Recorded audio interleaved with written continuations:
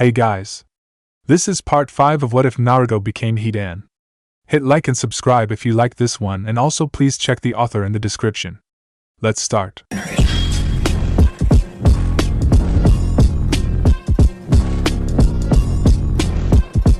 Chapter 16. And then this loop led to that loose thread over there.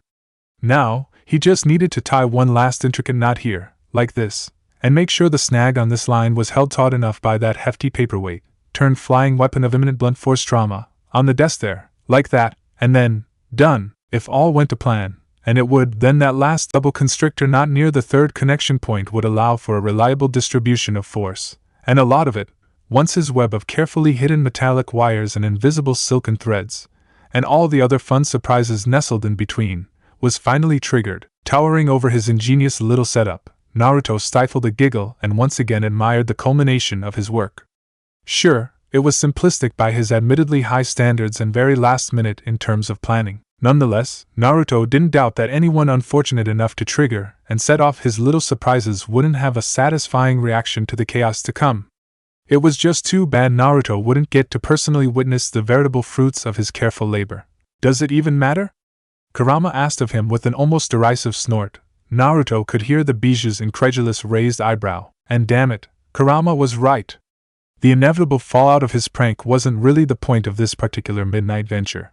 For once, Naruto couldn't give two shits about the seeds of beautiful, glorious chaos this little prank was set to sow. All Naruto wanted out of this breaking and entering and pranking gig was to keep his too busy thoughts occupied, to think about the mundane familiarity and comfort his pranks had always so selflessly offered him, while oftentimes only a frivolous gag for his amusement, or a means of gaining attention when he'd been a child. Naruto's beloved pranks had always been akin to an old familiar friend and, no matter the timeline, acted as a grounded part of his reality. There was no time for disturbing dreams of her if he had an acting Hokage, it didn't matter which one, to annoy. Carefully double-checking his last-minute masterpiece, Naruto was half bent over behind the Hokage's truly enormous and heavy-set desk for some last-minute checks when Naruto's posture immediately straightened, his body unconsciously rising to a reflexive battle-ready stance that looked more like a semi-casual slouch than anything, but only if one disregarded the slightly tension in his leg muscles and the steely sharpness behind half-lidded violet eyes. Because suddenly eclipsing the curious grumbled mutterings of Kurama and his own, forcibly, one-track train of thought, was the approach of someone, a certain someone who had only a moment ago entered the limits of his sensory field. This new someone felt like the embodiment of a swirling mixture of fluctuating agitation and tired exasperation, all carefully interwoven amidst a single predominant emotion, one which Naruto for a few long moments had some distinct difficulty placing. It wasn't quite determination or fixation, a sensation which was neither entirely positive nor negative, and thus usually beyond to scale of Naruto's sixth sense unless mixed with something more negative. Instead, this someone and their primary emotion held a rare quality of unabashed stubbornness with just a special hint of. Naruto wasn't sure how to describe it, other than to label the rogue emotion bitter, angry, contemptible evil. Was evil even an emotion? That didn't sound right. Regardless of the logistics of what did or did not constitute an emotion, Naruto, forewarned well enough in advance, was quick to cast one last glance around to make sure the office looked innocuous enough to the naked eye. Mission accomplished, he then sleuthed across the room to the shadows of a large bookcase set against one of the walls adjacent to the door. Given that the lights were still out, and taking into account the intruder's most likely line of sight from the doorway, Naruto settled amidst the darkest shadows cast by the end of the bookcase. The window just beside his half-assed hiding place was a good emergency plan B should the weirdly emoting someone, whoever they were, turn on the lights or otherwise enter the Hokage's office proper and subsequently find Naruto crouching there. He only had to wait a few moments longer before the door swung open with an ominous creaking sound, a sliver of light suddenly entering the office through the gaping doorway. Standing there in the entrance to the, unknown to them, heavily rigged Hokage's office, posture tall and rigid, was a stiff, primly dressed woman. It took a moment for Naruto's eyes to adjust to the sudden reintroduction of light, and then less than an instant later to recognize her. If not by her face then by her profession. This woman just had to be the Hokage's secretary. As previously stated, the hidden prankster's assumption wasn't based on any actual knowledge of the woman's identity. Instead, it was a culmination of the familiar slant of those well-hidden stress lines and the tug of her irritated frown. It was the surge of disapproval suddenly dominating the weird-ass cocktail that was her emotions like a second aura, not unlike killing intent. Once those shrewd hazel eyes, half hidden by the sheen of her glasses, registered 3 mountainous stacks of unsigned paperwork, and no Hokage to sign them. Because it took more than a mere mortal to pull off being the Hokage's secretary for any length of time. It took someone heartless and utterly ruthless, someone bold and cunning and terrifying and indestructibly evil to successfully bully someone of Hokage's standing into wasting their days away fighting the only real immortal horror of horrors, i.e. paperwork. This woman in particular seemed especially competent at her job if the mounting flames of wrath in her shrouded eyes were anything to go by. To a cutthroat woman like that, it apparently didn't matter that it was, as of that moment, as o'clock in the morning. An absentee Hokage with his daily quota of paperwork left unfinished was a dead man walking, legendary shinobi or not. Noticing the way in which the increasingly wrathful little brunette's tiny fists clenched and unclenched until every knuckle had contorted and turned an unhealthy shade of white, Naruto decided against envying the first Hokage anything ever. Still holding his breath from his hidden niche by the bookcase, the silver-haired Jonin watched closely as the secretary from hell took another too close a glance around the seemingly empty office. Finally, she spun on the heel of her stiletto shoes and made her way to the exit, probably too intent on hunting down the no doubt miserable bastard who was Hokage to remember what she'd gone to the office to do in the first place. With the woman finally gone, Naruto shakily released the breath he'd been holding previously and momentarily had to steady himself against the wall at his back after rising from his prior crouch. The implications of that woman in particular being here and at a time like this, it could only mean one thing: secretaries from hell might not require sleep at all. Huh. Okay. So terrifying. Good to know, but also terrifying. Maybe I can look into getting old man Kamizuki one? Ha! And the aging leader of hot water thought he had it bad now. Anyway, once the echoing click-click-click of the secretary from hell's heels had finally faded completely from even Naruto's sharp senses and the thrumming epicenter of just plain pissed evil pissed had left the limits of his negative emotion sensing, it was only then that Naruto deemed it safe enough to leave his hiding place, momentarily shaking his head to clear it of his rambling thoughts before his tired mind escalated too far into more dangerous territories again. Naruto was just about to take that critical step forward when, wait!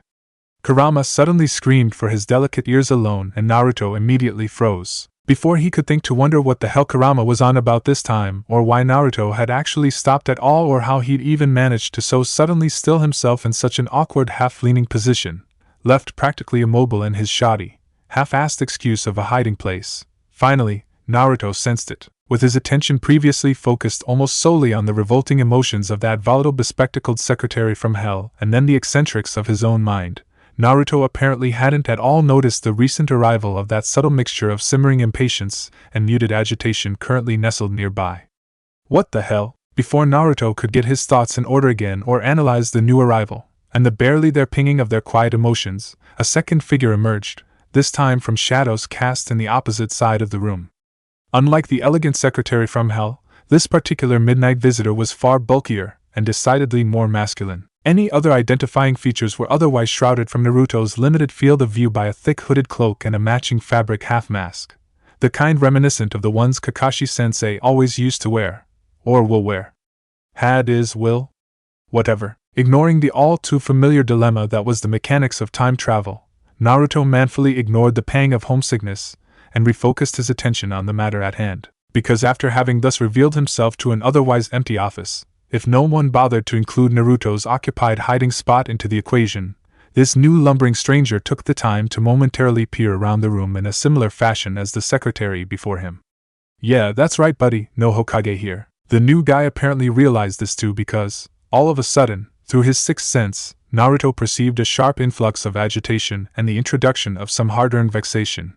And was that a fleeting glimpse of depression? Before much of anything else could happen, though, the new mentally dubbed shrouded man dismissed the seemingly empty office and turned towards the door, only to rest a single gloved hand on the pretty bronze doorknob for a beat. There was another final periphery glance around the empty room, as if expecting to have someone, or perhaps more specifically, Naruto, jump out at him. When another long moment of nothing passed, because Naruto refused to take the bait like that, or maybe even because the shrouded man really had been looking for something, for someone else, the shrouded man, in a blur of silent movement, was suddenly through the door and no longer in sight. Just like that. Gone. Like a shadow in the night, which wasn't actually what Naruto had wanted to see. At all, because while by no means a natural genius or particularly studious, even now, Naruto was in no way the level of idiot he'd oftentimes played himself up to be as a child. The shrouded man was not visibly an ANBU of any kind, nor could he have just so happened to be some unlikely stranger in the wrong place at the wrong time. The harsh truth was this: that no one in the history of forever had ever been accidentally lost enough to stumble into the Hokage's office in the early hours of the morning while dressed up like a bad extra in a Yuki Fujike's movie and, given the muffled feeling, suppressing their chakra to near non-existence. Drunk enough? Oh yes, absolutely. But the sneaking around and cautious of threats kind of lost? No such thing. So, that meant that the shrouded man's being there had been no accident. And Naruto highly doubted the sneaky sleuth had been there for an innocuous prank-induced pick-me-up like Naruto was. No, this mysterious new shinobi's intentions were evidently less than benign. Which, to Naruto, wasn't at all okay. Because seriously, what the actual fuck universe?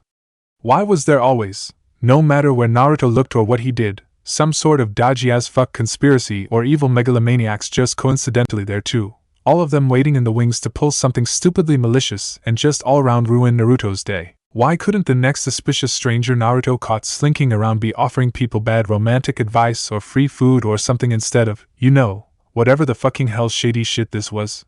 Why, that's 3 for 3, Kurama suddenly chimed from within, and Naruto could only bristle at the unwelcome reminder.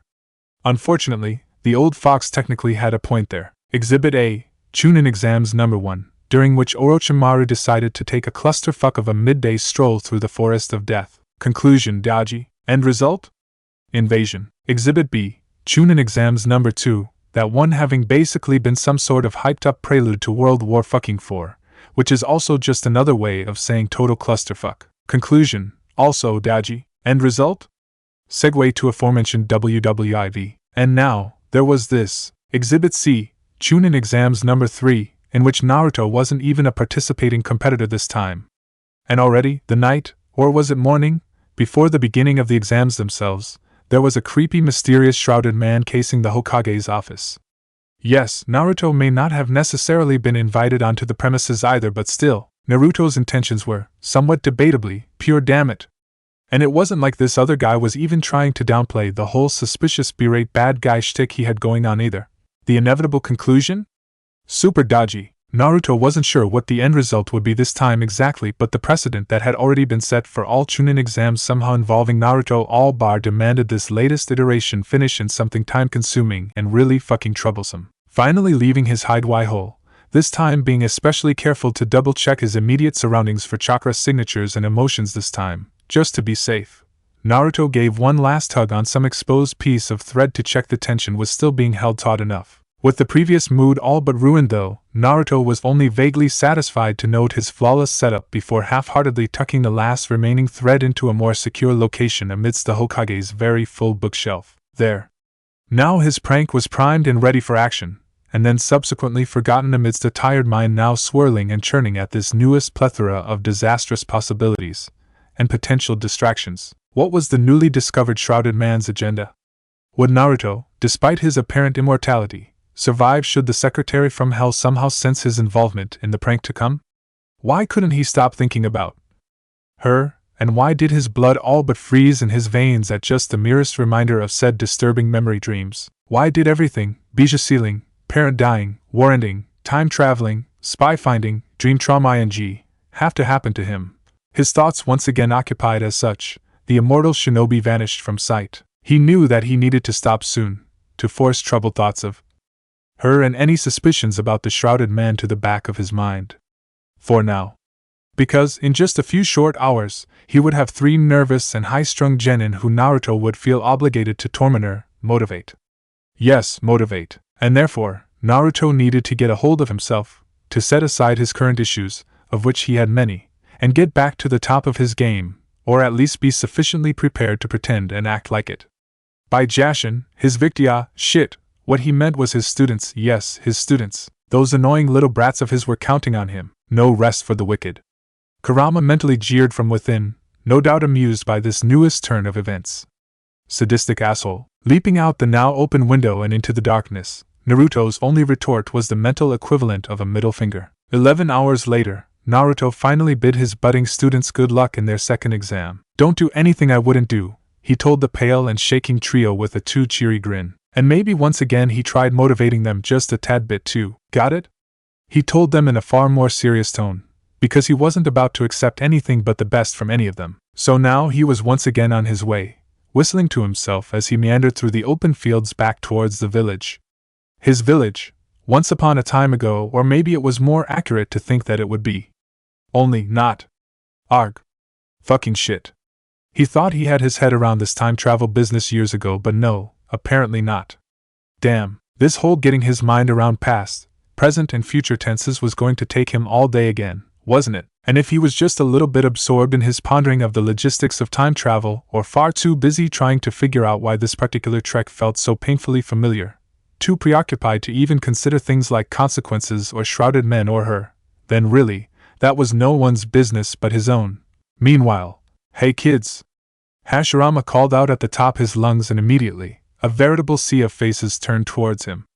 Raising his right arm in a sweeping gesture and ushering everyone forward, the first Hokage silently inspected the young genin as they shuffled ever closer. Good, now they wouldn't get too caught up in the rest of the preparation process. And also Hashirama was honestly hoping to save his voice from any unnecessary strain. He had a fair bit to say and only so much time to say it, after all. Welcome to the second part of the 5th annual Chunin exams. The Hokage exclaimed with as much enthusiasm as he could possibly muster in his current exhausted state, which was an unsurprisingly exuberant amount when considering he'd temporarily escaped the wrath of both his secretary and his equally as monstrous mountain of paperwork. That was more than enough reason to smile. Also, the less he thought about the current state of his office, and the aforementioned paperwork which he would no doubt have to redo all over again, because, IT had happened, the better. I know it's a little unconventional, but your original supervisor had a bit of an accident last night. Hashirama said just a little bit delicately, because accident was an understatement. Instead, I'll be your proctor. Isn't that exciting? Ridged silence greeted his apparently rhetorical question. Apparently not. Great. Okay. Screw what Madara said about his definitely not inane speeches. Hashirama could work with this. For those of you who don't know me, I am Hashirama Senju, Hokage of the Hidden Leaf. I could probably start going off on some long philosophical spiel about adult responsibility and new beginnings or something right now, but, well, I've got the feeling most of you aren't all that interested in listening to anything like that at the moment. Actually, having just come off of your first exam, you probably want me to keep this short, sweet, and to the point. Seeing a few sporadic nods amidst a veritable sea of tired and nervous, young and younger, faces, Hashirama pushed resolutely onwards. Remember, Hashirama, it's a better alternative to the wars. It's a better alternative to the wars. Every genin team here has managed to pass the first stage of their Chunin evaluation exams through the sheer force of their will, solidarity, ingenuity, and teamwork. This next stage of the exam will take these integral traits to the next level. We are currently standing on a newly qualified training ground, number 44 to be precise. Every team here in this training ground will in a few short minutes be given a token, while only a selection of teams will be given a ribbon. You will have 5 days to survive.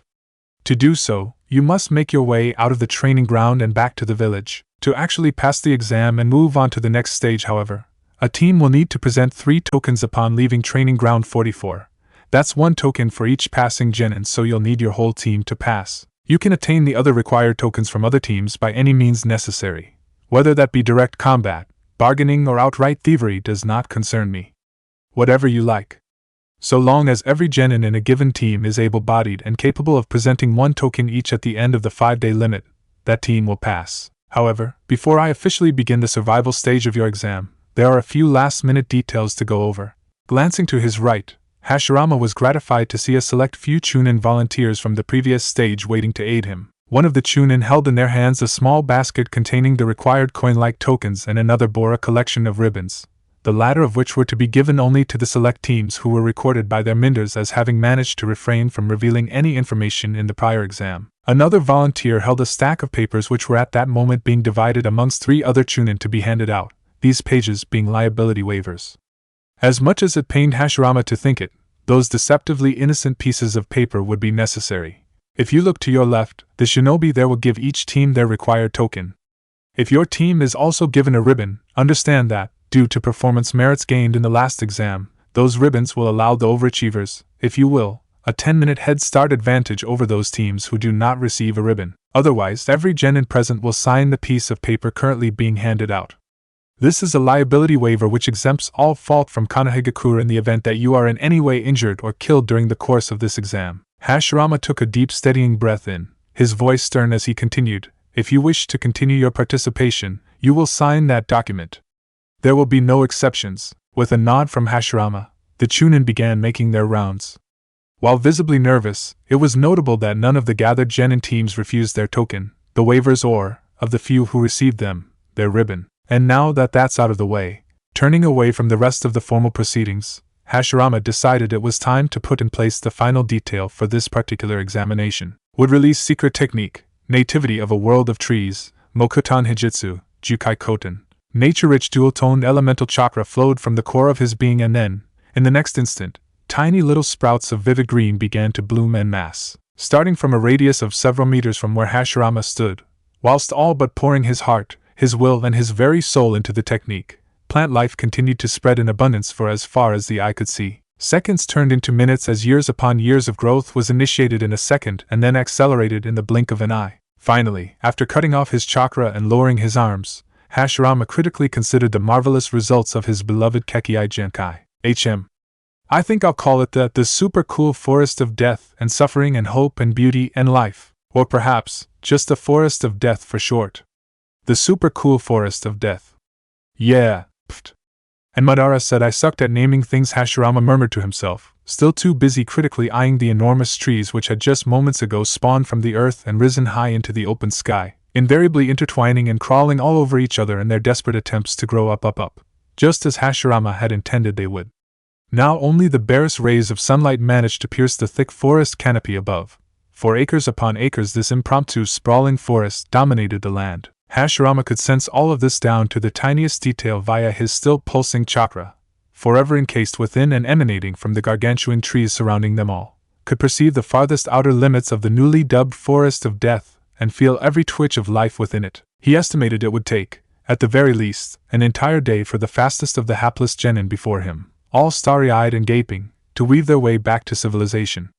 And that was without taking into consideration the token requirements, the basic needs of their bodies and the threats of competition. They'll be fine, Hashirama thought, trying to force himself to believe and hating it when he couldn't. Everything will be okay in the end, they'll be fine. It's a better alternative to the wars, so everything will just have to be okay. Maybe if he thought it enough, all the sticky horrible politics would vanish and his violated office would magically return to its normal state, and all of these children would survive, and then everything really would be fine. Definitely should have made Madara be the Hokage. Hashirama muttered once more, not for the first time and most certainly not the last. There were only a few times in his young life where Yukio could pinpoint a clear point of reorientation in the axis of his worldview. It was telling that most of those discomforting life-altering orientational shifts could be traced clearly back to something his sensei had said or done. This time was different though. What the fuck? What the fuck? What the fuck? Yukio screamed, his voice by this point hoarse and rasping, but he couldn't find it in himself to care at the moment. Seriously, dude, what in the actual fucking hell? Perhaps, the most telling of signs that this latest mind-melting epiphany wasn't isolated to just Yukio was the lack of backlash to the unplanned continuation of his yelling.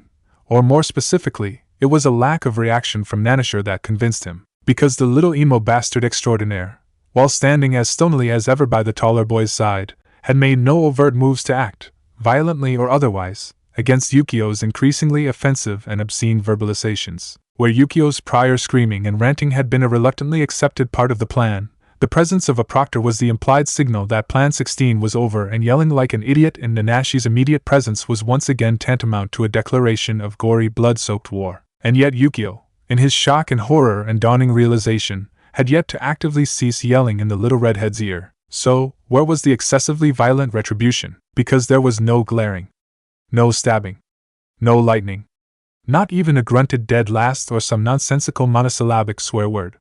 Instead, those bottle-green eyes were firmly focused on the shinobi who'd so soundly influenced this latest of life-altering epiphanies.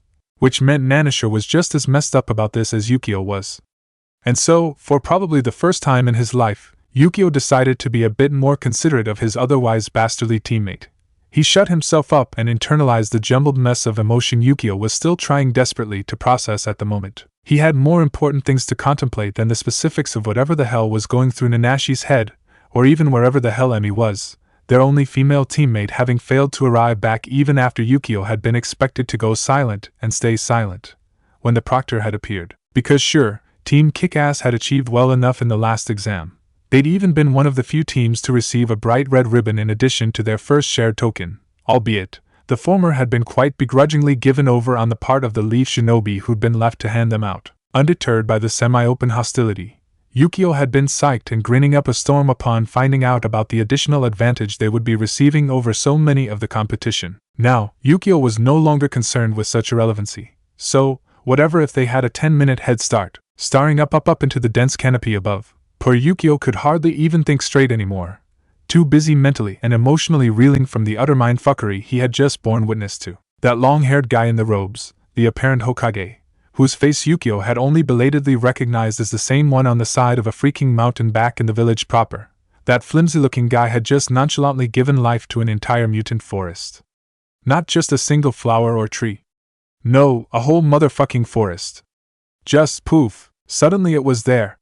If Yukio hadn't been standing in an open field 5 minutes ago, he'd have never in a million billion gazillion years believed that the ungodly enormous cluster of gigantic fuck-off trees now surrounding them could be anything less than 1,000, more like 1,000,000,000,000 years old. Because no, in reality, those big fuck-off trees were actually only a few minutes old, at best, because the long-haired Hokage guy in the robes, the one with his face carved into the side of a fucking mountain, could actually, calm as a cucumber, with a single jutsu, spam an entire forest into being and then not even have the common decency to look winded afterwards. For Yukio, someone who'd only just a few hours ago struggled to get a C-rank earth jutsu working in the heat of the moment, the contrast was staggering. And so, it came to be that, whilst standing in this clearing, the only place left seemingly untouched by the Hokage proctor's stupidly overpowered jutsu, in that comparatively small patch of grass where all the genin had been milling around in a dumb state for the last few minutes while liability waivers were mindlessly signed and collected back again. It was there, and then that Yukio came to his final conclusion. This entire exam, which was basically just one big metaphor for the new hidden village system, was fucked. What was the point of any of this complete and utter bullshit if people like Hidan Sensei and this Hashirama Senju fucker were walking around like living gods, completely willing and able to flatten whichever poor small fry bastard had the misfortune of crossing their path? Sure, Yukio was a 12-year-old boy, nearly 13, and he had a lot of potential for growth left in him yet. That didn't necessarily mean that Yukio, with said aforementioned young genin only possessing this much experience and that much self-confidence, couldn't be completely and utterly shaken to his core by that single nonchalant showing of pure talent and power. The level of a Kage, it seemed unreachable. Kidnappings he could deal with. Hell, the piss-poor attempts at intimidation and mild torture were a cakewalk after dealing with Hidan Sensei.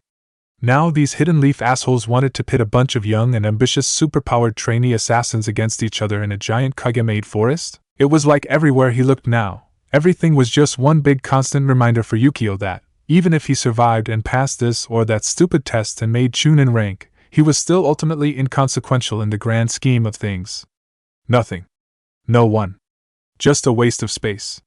Just some plain old cannon fodder. At this rate, he was going to die before he even had the chance to grow up, exit puberty, and in some way, somehow distinguish himself as more than a number and a rank. And you know what? Fine. Sure. Why not? Whatever floated their boats. Because, for fuck's sake, this whole entire situation and all of the people in it could honestly go rot for all he dash. What the fuck are we supposed to do now? Yukio muttered, more to himself than to anyone else, now staring helplessly upwards in some desperate attempt to peer through the dense foliage above and mentally scream at the sky. Considering his position, still standing uselessly beside Nanashir, the near-mute emo bastard extraordinaire himself, Yukio really wasn't expecting a verbal answer to his previous rhetoric. After the day he'd been having, though, it stood to reason that the unexpected is exactly what he got. Oh, I'll tell you what we're going to do! A definitely too sweet voice chimed from somewhere behind them. Yukio physically jerked at the sudden sound, immediately recognizing Emi's voice as having been the one to resound from just over his shoulder. The bandana-clad boy was quick to react, to spin around and face his only female teammate with wide dark eyes, mouth slightly agape in his surprise at the sudden interjection. Emi, just where the hell did she even come from? I know she left to run around and eavesdrop earlier with that freaky seal jutsu of hers, but damn it, did she really have to sneak up on us like that? A quick glance at the bastard extraordinaire beside him revealed that the red-haired little emo had also at some point stopped glaring at the Hokage in favor of staring Emi down, for once looking just ever so slightly wide-eyed as he gazed at the diminutive doe-eyed girl. And if the even shorter little bastard appeared just a little bit curious as to when exactly she'd showed up behind them, well, Yukio obviously wasn't in any position to judge this time. Because, while Emi sure had gotten sneaky, and definitely absolutely very terrifying, over the course of the last few months, we're going to live up to Sensei's expectations. Emi declared with ferocious chocolate-brown eyes narrowed in a single-minded sort of determination and a too-wide smile that showed far too many teeth. We're going to go out there, kick a bunch of scrawny loser ass and forget names because fuck names, and then, when this is all over and done with and we're all chunin, we're going out for sushi. All of us. Even Sensei. Do you understand? The tiny girl demanded of her teammates, in those last moments sounding more like a hardened drill sergeant than the sweet and gentle healer she once upon a time ago bothered trying to present herself as. Yes, ma'am, Yukio exclaimed, arm reflexively rising in a semi-mock serious salute, because Emi was right. Genin, Chunin, Jonin, even the lauded supposed title of Kage. In real life, in the grand scheme of things, that kind of stuff wasn't worth shit, and it most definitely didn't matter here. All of them. Every single person here stranded in the middle of this suddenly gigantic forest. They were all shinobi and, given the right circumstances, anyone could defeat anyone. Even that stupid Hokage guy. So yes, Team Kickass could do this. They'd absolutely killed the last phase of the exams, and almost killed their examiners too. This forest deathmatch thing would be a piece of cake, and when it was over, sushi. Oh, and a chunin rank I guess. That too, HN. And with that, Nanashir was on board also. Probably. Good. Emi nodded, visibly calmer now with Yukio and Nanashi's somewhat verbal agreement to the plan, if one could compare that little pep talk to one of their usual mastermind plans. Because for the rest of these exams, the current de facto leader of their little group continued, there's only one real rule we're going to be abiding by. I'm almost afraid to ask, but… Yukio thought to himself, our only restriction, just like Sensei said, don't do anything Hidan wouldn't do. The otherwise sweet girl insisted with a vapid fire burning in her eyes and, as far as Yukio could tell, evil, a kind somewhat reminiscent of their aforementioned psychotic sensei actually, emanating from her rapidly blackening heart and soul. Anything up until that point of no return is free game, got it? And I was right to be afraid. The exams are fucked. The entire world is fucked. We're fucked dash. Because they had evidently already spent way too much time with Hidan sensei. There was no turning back now. Then let's do this.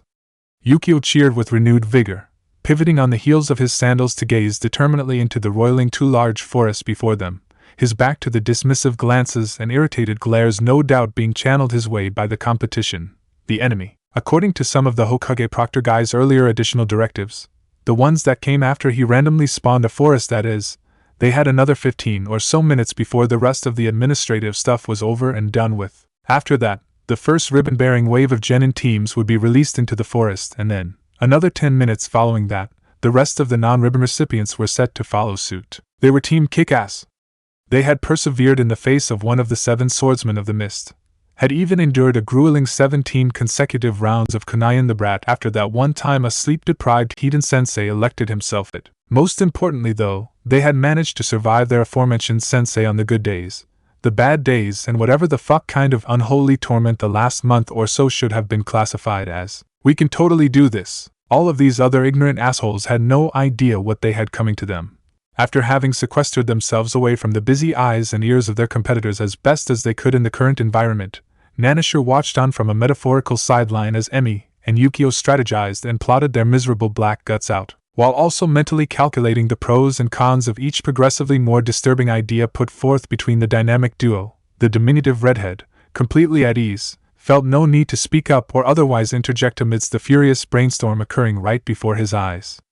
There was no need to intercede in the antics of his teammates, though informative, not even that eye-opening show of power from the leaf just a short, while prior had been enough to shake him of his own self-assurances as it had certain others. And for that reason, it was perhaps admittedly fortuitous that Emi, intuitive as she was, had known to step in when she had. Her little speech, while just a tad too zealous for Nanashi's tastes, had served its purpose. Yukio had quickly abandoned his previous moronic state for a more enthusiastic, and mutually beneficial, approach to the exam. It was this new approach that would greatly enhance the odds of their continued success. Not that Nanashir had been worried by any of the recent happenings. Not even for a second. As it stood, their team, as much envied ribbon bearers, still had a few minutes left before the signal to enter the forest proper was sounded. So, while the rest of Team Kickass discussed the ways in which they would soon ruthlessly utilize that 10-minute window of golden opportunity to their every advantage, which included and accounted for any and all information Plan 16 had yielded them, Nanisher listened at the aforementioned sideline with half an ear. In the stead of active participation, Nanisher would act as a silent vanguard against counter-spying, resolutely standing watch in a self-appointed mission against the possibility that the other teams had their own means of stealthy reconnaissance. And if that mission disallowed him the opportunity to mention, or even consciously acknowledge, that niggling sensation in the back of his head, well, Nanisher was almost positive that it was nothing. They had a sealed storage containing some basic supplies like food, water, tools and weaponry thanks to Emmy's precaution and forethought. They even had a few solid ideas for the shelter they would soon need to acquire, and a proactive battle plan was currently in the works. Nanisher was just being paranoid. Not worried. Just a healthy dose of paranoid, the kind all shinobi should exercise if they wanted to survive for long. So why the hell did it feel as though they were all seriously forgetting about something? Meanwhile, idly, Naruto wandered the semi-familiar streets of his once-home village.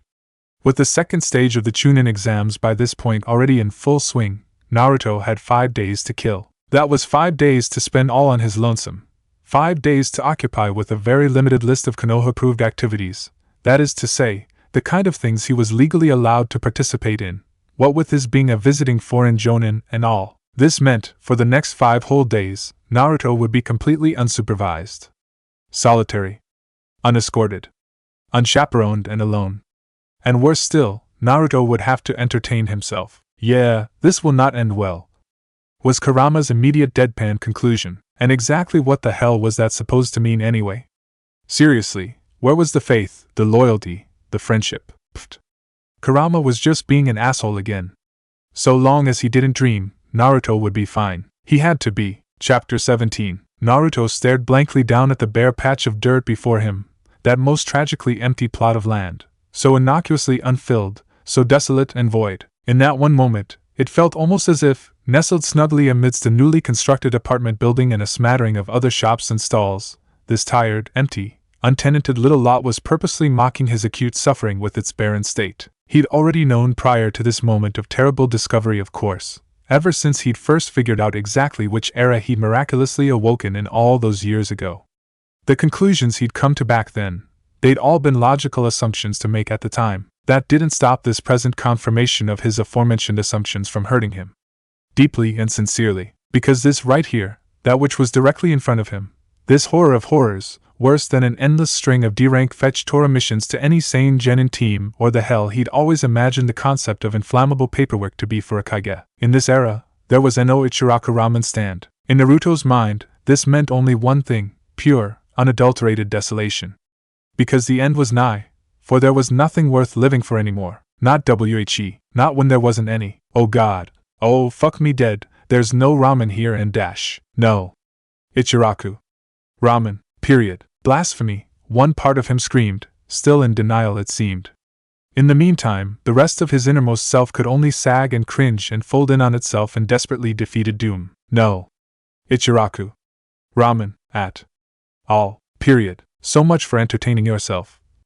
Kurama grumbled from within. Luckily, for Kurama, Naruto had already decided to be the bigger man in the wake of such a dismal personal tragedy. As proof of his great insight and wisdom, he'd so far managed to refrain from spontaneously imploding into either a righteous and all-consuming bundle of rage and violence, or b, a literal dark swirling vortex of immutable inescapable depression. What could he say? He was just naturally all nice and rational and responsible and mature like that.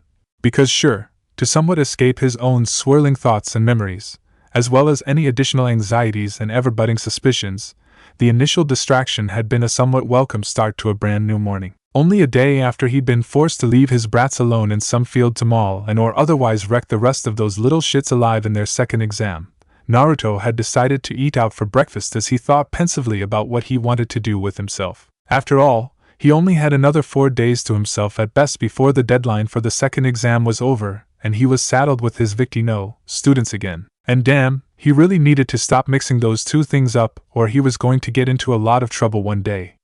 Victims, yes, kill. Students, no maiming, No gouging, no skewering, and most certainly no killing.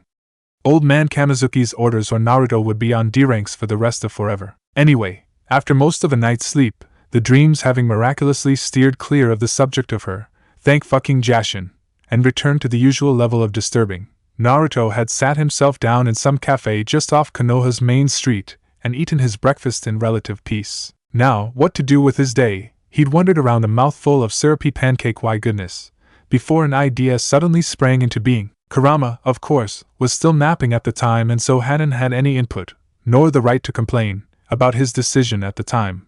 So, with his stomach comfortably full and a spring in his step, a suspiciously well-rested Naruto had finally waltzed off to investigate the possibilities of his new, at the time, wonderful idea. Unfortunately, the deeper implications of this same, actually terrible, idea of his, to check out some of his old childhood haunts and try to guess how they might change over time, was honestly really discomforting him now. Worse still, the horrible sensations had only worsened with every new location. Every new place he couldn't for the life of him recognize, surrounded by unfamiliar faces and wrong directions and non-existent buildings and differently styled storefronts with all of their horribly outdated, not right, mismatched goods. It was almost like a stab in the gut, but not. For instance, it had been for nearly 20 whole minutes that he'd been forced by his own bitterness and misery to glare especially balefully at the barely constructed academy add-on to the Hokage Tower. For the whole time he'd been there, Naruto had stood beside the swingless fledgling sapling that would one day grow up to be his tree and reminisced about all the sadness and uselessness and helpless frustration he'd felt throughout his childhood. But there had also been laughter in those early academy days too. Hell, it had been the dreaded academy that had established the beginnings of several budding bonds he would come to cherish in his teen years before the war. Similarly, his comparatively brief visit to Training Ground 3 was extremely disconcerting. On one hand, this was the first real starting point for Term 7. On the other, though, the first thing about the place to jump out at him had been the size of the field. It was decidedly bigger than Naruto recalled, having yet to be separated into Training Grounds 3 and 13.6 after the original suffered a fate apparently worse than death during Erosenen's Genin days, according to the drunken ramblings of the same self-proclaimed super pervert himself. Either way, the familiar haven of Naruto's own memorable time as a Konoha Genin now seemed far too big, while the area itself was shaped funny too. Worse still, it probably didn't help either that this Training Ground 3 otherwise lacked a memorable nearby bridge feature, the memorial stone, and those thrice-be-damned training posts. And damn it, he never thought he'd miss even those stupid bloody posts, of all things. Regardless, it wasn't until later in the morning when he moved on and began stumbling upon several sites where some of his more infamous pranks had taken place that Naruto's reactions really started to take a nosedive. A few locations in particular, like the aforementioned academy or that little antique shop just off the main road, currently a fruit vendor, or the Hokage monument, tragically missing a second, third, fourth or fifth Hokage's head to sit on, elicited a dichotomy of conflicting feelings and remembrances that left him simultaneously snickering and snarling and everything in between. Perhaps the oddest of all, though, the one location to hit him the hardest, was, quite surprisingly, that grumpy old lady Masako's place. To the naked eye, it was just the same as ever, if not a little less worn from the lack of age, just some tiny speck of a house tucked away in relative obscurity under the shadow of the Hokage monument. It even had those same carefully manicured garden beds and a shingled roof with two odd-colored tiles on the left-hand side of the awning. But in spite of that upfront sense of semi-familiarity, it had still looked wrong. It was the same but different, almost to the point of feeling artificial. And that in turn felt like something akin to sacrilege, like some sort of an unspoken taboo. Where was the horrible green-brown curtains and matching wall hangings? The putrid combined scent of boiled cabbage, sweat, and old person? What about all of those horrible, terrible, no good, Jashin-forsaken cats? Where were those? Naruto remembered all too well the grueling hours he'd spent inside that same little house. The constant clattering of old lady Masako's too many porcelain tea sets ringing in his ears whenever the old bat had her hourly cuppa. The never-ending yowling of her precious nigh on 24 fuzzy little monstrosities. Back then, that house and its occupants had left their own marks on the impressionable 9-year-old, when Naruto had been forced to mournfully clean up after one of his crowning achievements, having successfully managed to paint all of old lady Masako's too many cats a nice neon pink so as to clash with, and hopefully override, all the horrible washed-out canary yellow and sewage-toned green-brown everywhere. The week of veritable hell that followed had felt well worth it at the time. Yes, the mess those darling little flea-bitten felines had wrought had been utterly magnificent. And if, by order of the Hokage, when Naruto spent the next 6 to 7 working days rectifying the results of his all-too-successful prank, and having a 2 real conversation or 12 in the meantime, after which the old bag finally let up on the whole demon child thing that had started the entire fiasco.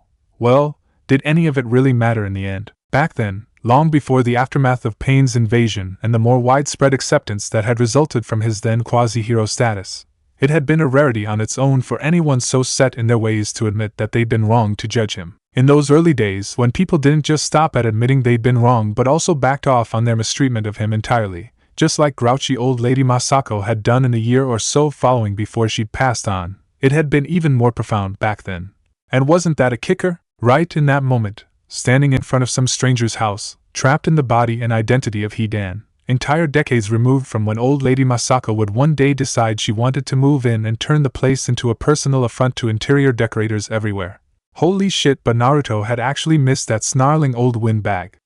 Hell, he'd even missed her horrible green-brown curtains and her boiled cabbage meets old person smell with her too much fucking tea and her too many stupid feral cats. And if he missed all of that, then it stood to reason that, even in the 6 or so years he'd spent living as Hidan and somewhat distancing himself from his past as Naruto, he still, almost more than anything, longed to have Iruka-sensei shout at him for having done something stupid, and Old Man Third smiled genially at him whilst smoking that old pipe of his. He wanted Tsunade-bachan to throw office supplies at him again while she yelled about stupidity, and for Kakashi-sensei and the rest of Team 7 to just be together again as they bungled along after Tora on another D-rank and argued and trained and joked around together. Back before they'd ever even heard of the name Orochimaru, back when he'd had his crummy little apartment and his sour spoiled milk, when he could have one more playful spar with Sasuke, even if the bastard wanted to be a prick about it. And then, just maybe, he'd be able to spend just one more day traveling the countryside with Erosenin again, just a day with his godfather so they could train and tell stories and go researching, back when everything seemed so much simpler. And fuck bloody shit, by Jashin fucking dammit, did he want some Ichiraku ramen already? Just one bowl would have done him this time. One single bite even. Honest.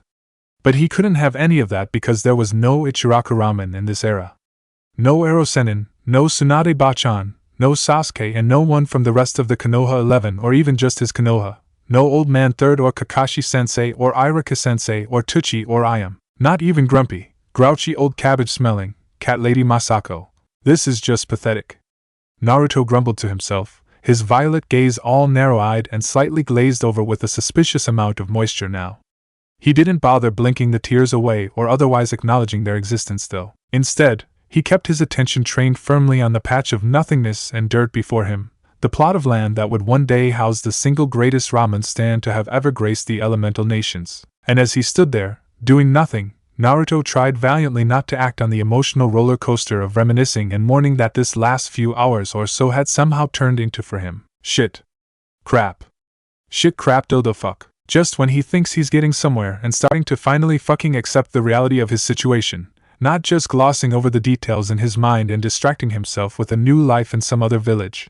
Back in Yudakure where just about everything seems different and foreign enough to ignore the truth. Only now, his usual willful ignorance wasn't cutting anymore because the feelings he'd long since been avoiding were finally coming back and kicking him in the ass again. Arg. Fucking Jashin dammit. He never should have agreed to come back to this village. Oh, stop running away from it, and grow a pair already. Kurama's familiar booming voice suddenly snarled from somewhere deep within him. Naruto could only grit his teeth and see that his resident bijou friend's blatant disregard for his most recent of inner meltdowns, albeit, this one felt far more physically subdued when compared to the horror and panic of the other night's shitshow of a dreaming or even the previous afternoon's brief foray to those 3 separate training grounds, all of which would need maybe a little bit, or a lot, of TLC before even approaching a state of usability again. So, despite the thrumming desire to shout at the chakra being living inside of him, or maybe just go ballistic and break something, or several the bystanding someones he could sense nearby, Naruto remained stock still and refused to make a sound. It appeared Kurama disagreed with such tactics though. Naruto could feel the bijou shifting in his mind, as though sitting up and thrashing those great tales about in a rare display of true anger and violent agitation. Stop sulking. Stop moping. I get it. You're in the past and everything's different and all of your little friends are gone. Yes, it sucks, Kurama snarled with ruthless abandon, before another eruption of echoing sensation had Naruto equating the feeling to the swiping of claws and the gnashing of canine jaws ringing from within, as though to accentuate Kurama's point. News flash Naruto, you've been here for 6 years already and everything was well, maybe not fine, but you weren't freaking out or whining. And now look at you. All of a sudden, you're crying like a little bitch because some stranger has the good sense to avoid vomit-dominated home decorations and some ramen place hasn't been founded yet? Really? There's more to it than that though. Naruto hissed under his breath, white-knuckled fists clenching at his sides. And it was true. This wasn't like stumbling around the countryside on missions or living it up in Yugakure because old man Kamizuki had been too stubborn and manipulative to turn down on the day they'd first met. Hell, it wasn't even like running into the child version of Old Man Third and realizing that the wise old Kage who'd often lectured Naruto as a child had been a bratty little shit himself back in his youth. Because this place was his home, the village he'd once trained his ass off to gain acknowledgement from and protect. Only, this Konoha wasn't his Konoha. Not really. Even at the worst stages of his childhood, Naruto had belonged somewhere in Konoha, at Old Man Third's side or eating at Ichiraku ramen or getting chased through the village by Irika for skiving off of class to play pranks. Back then there'd only been so many people, so many places that could or would accept his presence.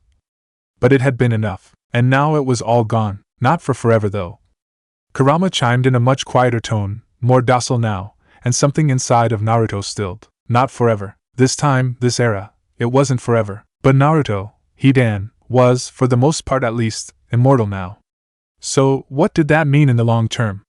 To someone like him, what might forever mean? Don't think about it.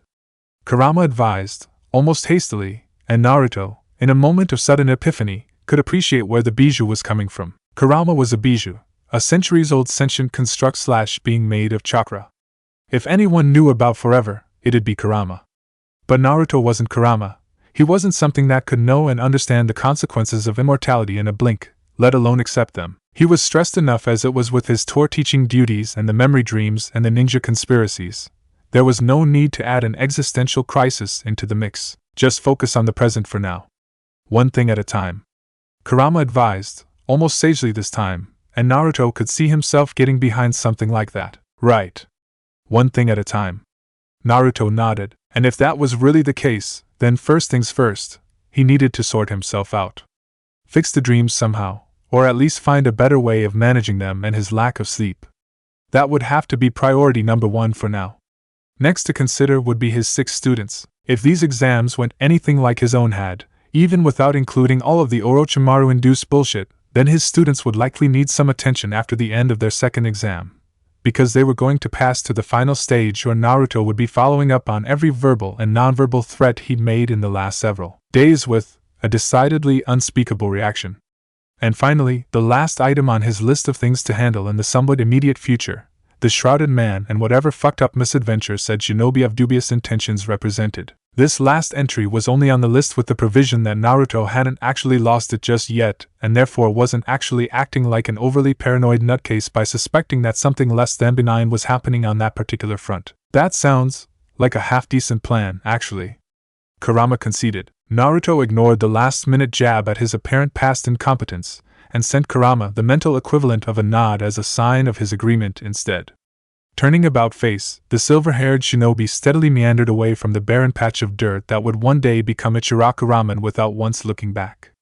Because Kurama was right, there was no point standing around marinating in misery over things he couldn't for the life of him change.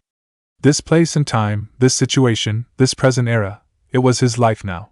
So, it was about time he stopped hiding from the truth and stopped thinking about other things, any other thing, so he could just accept it all already. He wasn't a shinobi of Konoha anymore.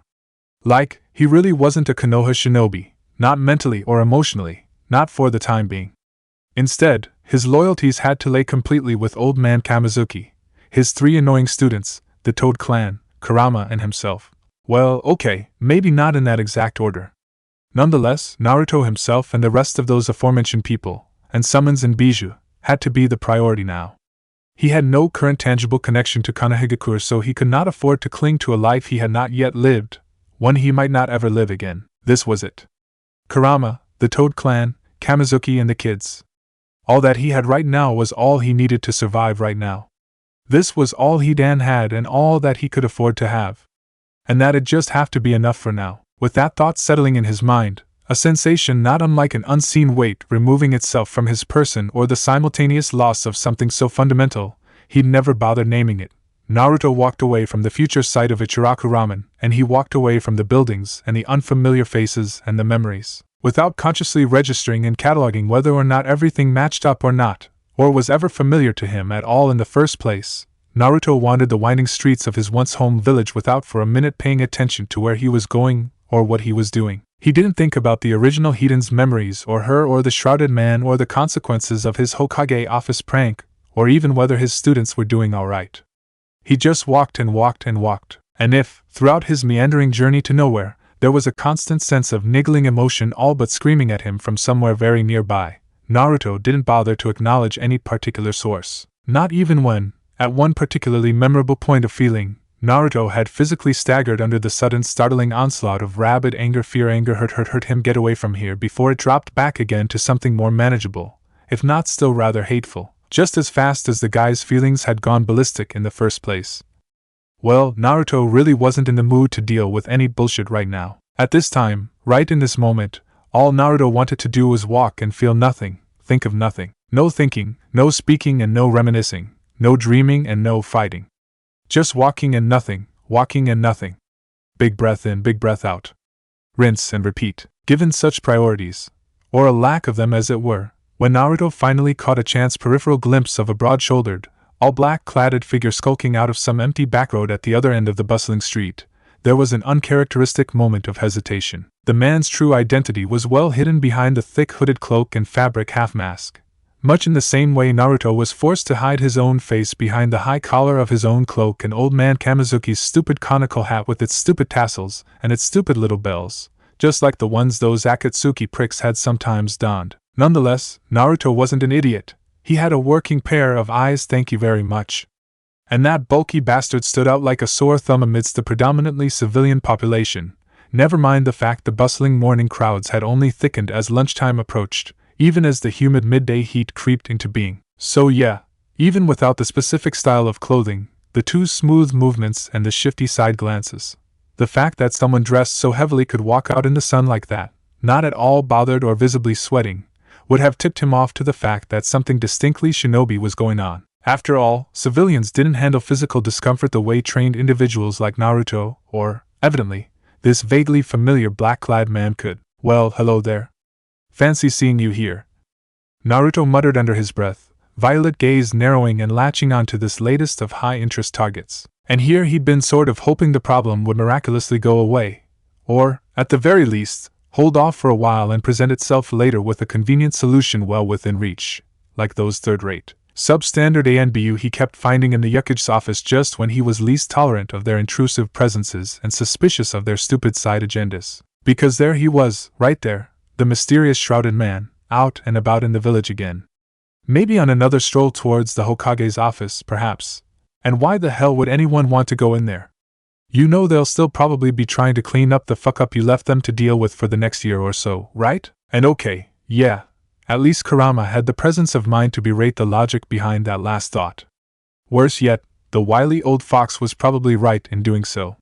Kurama had a very good point, after all, because even Naruto, the self-proclaimed prankster king himself, decidedly wrinkled his nose at the thought of going within a 50-meter radius of the Hokage's office for any reason. He seriously doubted they'd have figured out how to properly air the place out, clear the debris and remove some of the stickier substances he'd left behind so soon. Of course, it wouldn't have been nearly as bad if that one Tokubetsu Jonin hadn't been stupid enough to think throwing fire jutsu at Naruto's supposed to be harmless prank, his very paint-reliant and thus flammable prank, would be a jolly good idea. So yeah, right, that was a firm no to the tower then. Which meant a new destination, someplace different this time. Mr. Shrouded Man had to be going somewhere. Right. Ah, well, who cared where the suspicious Shrouded Man was going or what he was up to? Naruto wouldn't need to act unless the Shrouded Man's motives, whatever they were, in some way directly affected either A. Old Man Kamizuki, B. Naruto's 3 annoying students, C. the Toad Clan, D. Kurama, E. Naruto himself, or F. 2 or more of the above. Therefore, for now, this wasn't his problem. He could ignore this. Better yet, he would ignore it. He would look away from the Shrouded Man. He would turn around and keep walking, in the opposite direction to Mr. Shrouded Man even. Yes, he would dash. He would. Damn it! After the hostile looks Yamanaka and the other Konoha shinobi had been throwing him since his student's big debut, and then the added stress of the unintentional magnitude of his prank, turned accidental semi-lethal assault, he really shouldn't, probably. But, Jashin fucking damn it! Naruto mentally cursed. He couldn't. He shouldn't. Like, he really shouldn't. Even if what he really wanted was. A heavy, exasperated sigh echoed from within the confines of his mind. You aren't going to listen to me even if I tell you not to, so just do it already. Kurama grumbled and grouched, by this point apparently resigned to Naruto's shenanigans. Alright. Naruto muttered, his violet gaze once again zeroing in on his target, now his prey. Let's see what manner of mischief you're up to, new friend. And then, with a deceivingly genial grin curling at his lips and a new spring in his step, Naruto altered the trajectory of his course, and re-established his previous meandering pace down the dirt-ridden road, a new, actually terrible, idea already in mind. Hamura Mitokado wasn't sure what to make of what he was seeing right now. Well, okay, that wasn't entirely true. He could analyze the motions, dissect the motivations, and pick out the inherent weaknesses and strengths of the dynamic. What he couldn't quite seem to wrap his head around was the contradictions and the misdirections and the sheer freaking insanity that pervaded seemingly every visible facet of their personalities, inter-team hierarchy and fighting styles. Because sure, he'd already known previously, on some level at least, that hot water team was a little bit different from the typical sort of shinobi he'd come across before. But this, fucking die already, useless piece of shit. The tallest of the team, Yukio, growled, a swift left hand deftly pulling the twining length of garrote wiring taut where he had it wrapped around his opponent's vulnerable throat and twitching torso. In the meantime, the Yukio boy's unoccupied right hand flashed through a brief series of half-formed hand seals. Fire release, dragon fire technique, katan, ryuka no jutsu. Yukio hissed, a stream of furious flames darting from the boy's lips and up along the wire still encompassing his struggling victim. Just as those hungry crimson flames traversed that final unimpeded inch of metallic wiring and began engulfing the nameless enemy shinobi though, a cloud of white smoke exploded into being. Yukio barely even blinked those dull dark eyes upon witnessing the desperate last-minute substitution, Kawarimi. Instead, the boy simply dropped the now useless ninja wire to the ground, its length still red-hot and flickering with the barest hints of flame, and turned away from the scorched hunk of ash that was but a second ago a displaced tree stump. A sweeping movement to his right, half dropping to the forest floor with his teeth bared and a kunai suddenly in hand. Yukio's abandonment of the garrote wire, and the seamless implementation of that following maneuver saved him from a slashed throat when his screaming opponent hurtled down from the tree canopy above in a poorly executed surprise counterattack. Hamura was quick to note that Yukio wasn't finished there though. Oh no. Before the unnamed Suna Genin could quite get his bearings again after having missed, Yukio had already used the adjacent angle and lower vantage point his new position afforded him to stab the unawares Genin from Suna in the thigh. Before the Suna team could do more than let out a startled cry of shock, Yukio had already used the new gripping point embedded in the enemy's leg to propel himself up so that, somewhat predictably by this point, the Suna Genin would go tumbling down. With Yukio now crouching semi-victoriously over his opponent's battered form, another kunai already in hand and poised to swoop in for the kill, Hamura just about jumped out of his own skin when the pointed blade of a tanto suddenly, seemingly out of nowhere, found a new home deep in the Suna Genin's left eye. The hapless Suna Genin barely managed to twitch, let alone scream again, before the reaction was cut off and his whole body went limp. And there, standing over both the impaled blade and the newly made corpse, was the shorter hot water boy, the redhead, Nanisher. Deadpan and otherwise visibly emotionless, he still somehow managed to look distinctly unimpressed, even despite his lack of overt expression. What the fuck, bastard? Yukio suddenly exclaimed. It took a second for Hamura to compute what this interaction implied, but it almost appeared as though Yukio was too outraged at having his fight interrupted to be grateful for the assist. And as for Nanisher? He didn't appear to carry the way, if that blank impassive look still plastered all over his face was anything to go by. What do you mean I was taking too long? Yukio practically screeched, before reaching down to retrieve the kunai still protruding from the dead Suna Genin's leg. Pointing the bloodied shinobi tool at Nanisher, Yukio snarled and spat like an offended cat. I had him. You can't just swoop in whenever you like and take the kill, damn it, Why you dash? Yukio, Nanisher. The girl, Emi, called out sharply from further back in the clearing. She sounded fondly exasperated as she spoke, but there was a hint of steel under the layers of her tone, and her teammates seemed to sense it. Well, it probably didn't help that the doe-eyed girl was also currently sitting astride the burned-out corpse of another Sunagenin with one hand in the poor guy's ruptured entrails, digging for the remains of the kunai she had to have attached the explosive tag to perhaps, and another going through his pockets. It wasn't at all a sight Hamura had ever thought he'd see so early in his career, and yet, here he was, hiding in a bush with his conspiracy theorist teammates, watching on as these three genin from hot water either fought with each other over who got to kill who or mutilated their victims without a care, because apparently, they were just messed up like that. A quick glance to Hamura's right revealed Koharu, pale-faced and wary. She was watching the confrontation and its aftermath with a sneer of disgust. It was an admittedly poor attempt to hide her otherwise obvious discomfort, but Hamura would begrudge her for trying. Meanwhile, to his left, Hiruzen wasn't doing much better. Indeed, the Sarutobi heir was even now still trying to stay his shaking hands and otherwise keep a lid on whatever verbal response he'd been struggling to contain for the last several minutes, ever since the now decimated Suna team's ill-fated ambush had begun. Upon analyzing both of their reactions together, though, it was now apparent to Hamura that neither of his teammates was in any state to flee this bloody scene before them in safety. This immutable fact felt more like a curse, though, because staying may have meant less chance getting caught mid-hypothetical escape by Team Tobarama's admittedly terrifying quarry. However, staying also meant, if they weren't going to risk leaving the vicinity, then they'd have to remain in their current position and keep watching. To do so, they risked getting caught anyway, particularly if they somehow managed to inadvertently draw attention to their current position and presence. Either way, their chances weren't looking good, and as for Hamura himself, while otherwise confident in his abilities at this stage in his career, he did not want to fight these hot water genin. Not after the literal near one-sided slaughter he'd just borne witness to. Nanashir finally grunted after a long moment of silence, effectively pulling Hamura's attention away from his team's plight and back to the team from hot water who were still loitering in the now blood-soaked clearing. The redhead seemed to pause a moment after speaking, before inexplicably shaking his head a few times, shaking out his free left hand and then cracking his neck once, twice, thrice. Suddenly, the boy went still again. Maybe it was the inarticulate sound or maybe it was the odd movements. Either way, there must have been some sort of an unspoken signal, because that's when Emmy carefully removed a miraculously intact kunai and her otherwise gore-smeared hand from her victim's innards. Now rising from her previous position, the small girl reached into her supply pouch to extract several pieces of cloth so as to wipe the worst of the blood and viscera off of her newly retrieved weapon and person. Meanwhile, the other two hot water genin seamlessly fanned out to inspect the clothing and other general supplies left scattered by the now very deceased trio of Suna genin. Food, water, and weapons were swiftly appropriated before minor cuts and bruises were seen to. Regardless of their individual purpose, all three of the hot water genin wordlessly accomplished whichever pre-established task that was theirs in a seamless display of unity and teamwork. To Hamura, it was this incredible contrast between their actions and their words that was the most startling. Well, that and the gore, which they apparently had zero problems with, because it seemed almost insane to Hamura how these three young teens could be so evidently dysfunctional, so bloodied and evil and blasé and crazy, and yet so perfectly in sync with one another. They replenished our supplies a bit, but my guy ain't got no tokens. What about yours? Or were these assholes already tokenless and desperate like the last lot?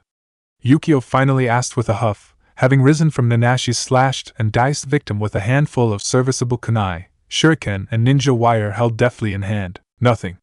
Emmy sighed in answer, suddenly all sweet tender tones and pouting wide-eyed disappointment again. None of them said another word as they casually distributed the stolen weapons amongst themselves, before wordlessly accepting the rations of snacks and water that Nanashir had portioned into equal shares and given out as required. Here, Hamura stifled a decidedly hysterical giggle, once again mentally comparing their currently more human personas to the terrifying monsters they'd somehow been transmogrified into only minutes ago. The initial switch had been jarring and a major factor in Hamura's current inability to accurately analyze and categorize the dangerous trio of genin. Take Yukio for instance. This foul-mouthed, cold-eyed, pragmatic asshole was worlds away from the annoying idiot of a braggart that hadn't shut up during their wait for the second exam. Hell, even the too loud overeager brat they'd initially encountered in that alleyway felt like a distant memory now, like some sort of a sicka joke, when compared to the ruthless shinobi standing before them. Hamura would have liked to say that he hadn't fallen for the initial act, because those previous personas had most certainly been an act, a trap, a ploy to incite underestimation and a false sense of security in the masses. Which was strange because, even without the guise, Yukio seemed too blunt and too straightforward by far to so effectively employ such insightfully devious tactics. Unfortunately, regardless of the way Yukio's upfront nature didn't quite mesh with his previous spot of acting, the ploy had evidently worked. It had been Hiruzen who'd insisted that Team Tobirama find the hot water genin first, not to fuel their suspicions this time, but because he'd argued that the foreign trio would be easy pickings at this stage of the exam. They were the only team from hot water after all, so, theoretically, they had only themselves as potential backup. And besides, conspiracy theories about suspicious activities and foreign terrorist threats aside, Team Tobirama still had an exam to win. Koharu, of course, had similar insights to Hiruzen, hadn't been shy about wanting to steal their second required token from either the redhead or the girl, because no way would they trust that loud-mouthed idiot Yukio with one, and at the time, Hamura, for once, had agreed with them both. It had been a logically sound strategy, and if it didn't work out or the hot water genin had no tokens by the time they found them, then Team Tobirama had other potential targets in mind. So, with basic plans for survival and a general strategy made, the first thing Team Tobirama had done upon being set loose into the open nature-themed battlefield Hokage-sama had created was begin tracking the team from hot water. It wasn't until the second day, though, after not finding any other team they felt comfortable ambushing at this point in time, that Hiruzen, Koharu and Hamura had finally managed to get a lock on the clearing where the hot water team appeared to be setting up an early camp. After that, locating a decently hidden vantage point to settle in amongst the shrubbery, which they even now still currently occupied, had been relatively simple. The next stage of the plan from there had been easy enough as well. Wait and gather intel, then plot the specifics of their battle strategy accordingly and strike. Only, before Hiruzen and Koharu could agree on an attack pattern they both liked, because the team from hot water may have seemed like easy prey at the time, but Tobirama-sensei hadn't taught them to make stupid rookie mistakes. Well, that's about when it had happened. An ambush, from that team from Suna, was launched and Hamura had momentarily bristled at having been beaten to the punch, just because Hiruzen and Koharu both wanted to be perfectionists with two differing definitions of the perfect plan. And then, by freaking hell had Team Tobirama been relieved to have missed out on that particular surprise. As expected from Hamura's previous profiling attempts, the loudmouth Yukio had immediately shrieked in shock at the sudden attack. And then, within the next breath, it all went to shit. Suddenly, the dark-eyed boy in the bandana had morphed into some sort of rabid berserker, diving head first into the fight with his teeth bared in a feral display while his expression turned wrathful and cold. Following even that initial display, Hamura's only conclusion about the boy's personality, and his fighting style, had shifted in a 180-degree fashion. It was simple, because Yukio apparently liked to hit first and hard and without a shred of care for his non-existent dignity. There was no need for arrogance or boasting when Yukio fought, not unless it yielded some sort of an advantage. Taunting, spitting, biting, clawing, he'd go for nut shots and play dirty childish tricks if he deemed it necessary. Whatever hurt the other guy, whatever put him off balance, or rendered him immobile, or took him down, for Yukio, anything and everything went in a fight. And that fight wasn't over until any and all opponents were down and out for the count. From what Hamura could tell, though, that last trait was one Yukio seemed to share with Nanushir and Emi both. However, in the case of Nanushir, at least from Hamura's brief observations, the redhead seemed more honorable in battle, and then, at the same time, possibly more ruthless than even Yukio was, because while Yukio liked to hit them hard, Nanushir struck fast and lethally true. So, while Nanushir was less likely to stoop to taunting or some of Yukio's other more desperate tactics, the same diminutive redhead evidently wasn't afraid to lob off a limb, or stab an unsuspecting enemy in the back, or the face as it were, if given half a chance. In this way, a dastardly combination of discipline, efficiency, opportunity and deadly precision seemed to be Nanashi's modus operandi. Even after considering the horrors those two seemed capable of, though, either boy was nearly as horrifying as the girl. Not even close. Emi Higurashi. In Hamura's mind, she'd been quiet and sweet, all docile and smiling polite semi-innocence. That is, he thought as much until Hamura finally caught a glimpse of the girl's baffling transformation from bubbly and doe-eyed to a sadist who'd cheerfully mutilate and torture you to death. It was almost incomprehensible, and yet they'd all seen it. Right there and then, right before their very eyes. Team Tobirama knew it down to their bones. Hell, even the psychotic little girl's teammates seemed wary of her mood shifts, if their immediate adherence to her prior reprimand was anything to go by, or the obvious space they'd given her once she'd selected the mouthiest of the Suna Genin as her target, and started setting traps mid-taijutsu battle with what looked to be few in jutsu, albeit, her methods of sealing weren't something Hamura had seen or known of before. Her decision to distract her victim with immobilizing traps and then half-gut the poor guy via an explosive tag attached to a kunai once he'd been caught. The tag evidently modified just enough to leave her unharmed at close range while still utterly ruining her victim in a heartbeat. It had been a bitterly vicious and terrifyingly creative tactic, if not a bit straightforward, which brought to mind the harrowing question: if she could do that kind of damage with a couple of specialized seals and an explosive tag, then what could she do if given ample time, resources, and a bigger, more devastating target?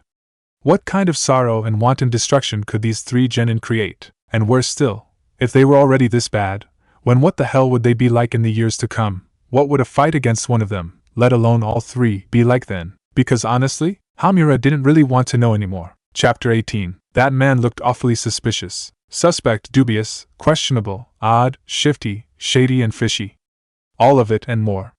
And no, he wasn't being paranoid, thank you very much. He really wasn't. That man there, clad almost entirely in black with a fabric half-mask and posture fit only for skulking about suspiciously. He was most definitely suspicious. And the final nail in the coffin? A barely seen glimpse, but a glimpse well spotted nonetheless.